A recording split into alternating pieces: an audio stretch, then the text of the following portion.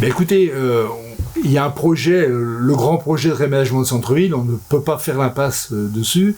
Je pense qu'il y a des initiatives à prendre dans ce domaine, donc ce sera probablement le projet numéro 1. En second lieu, je pense qu'il faudra pouvoir parler également du dispositif de sécurité de la ville de Laval, même si Laval elle-même ne connaît pas une grande insécurité. En fait, ce sont plutôt des incivilités qui sont tout à fait contrôlables, puisque je rappelle que le maire est officier de police judiciaire dans sa ville et qu'il a l'autorité sur la police municipale.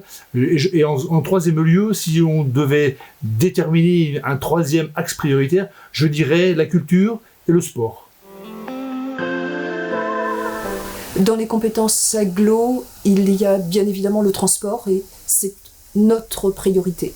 Il faut développer le réseau de manière à ce que les communes de première couronne et ultérieurement les communes de deuxième couronne puissent bénéficier de l'importance du réseau des Tuiles.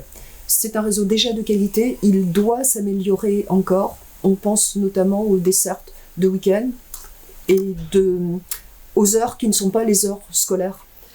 Il faut développer les maisons France Service. Alors il ne s'agit pas d'abandonner les services publics. Bien sûr que nous sommes contre leur disparition, mais quand ils ont disparu, il faut trouver des solutions. Les maisons France Service correspondent à une de ces solutions. Nous développons l'économie circulaire.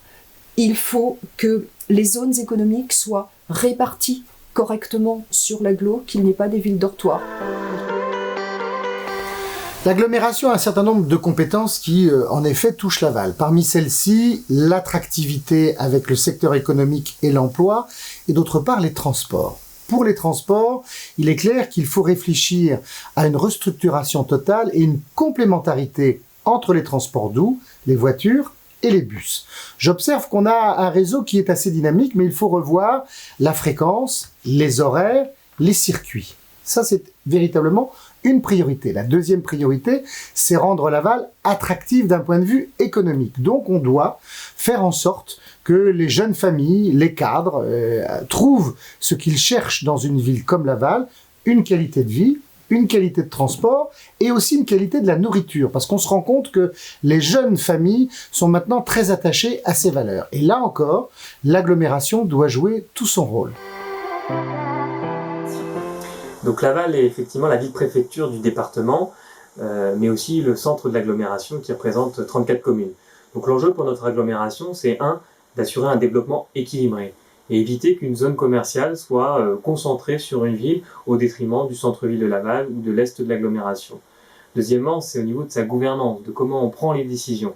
Veiller à ce que la prise de décision soit collégiale, soit participative et que les territoires ruraux viennent nourrir finalement le centre de l'agglomération plus urbain. Et la troisième chose, c'est sur les compétences de l'agglomération qui sont le transport, veiller à ce que le renouvellement de l'équipement, notamment des tuiles, soit écologique et éviter de renouveler avec du diesel. Et quatrième élément, c'est l'attractivité de cette agglomération. Et là aussi, c'est de faire vivre tout ce territoire économiquement en partant de nos atouts, nos ressources de l'agglomération.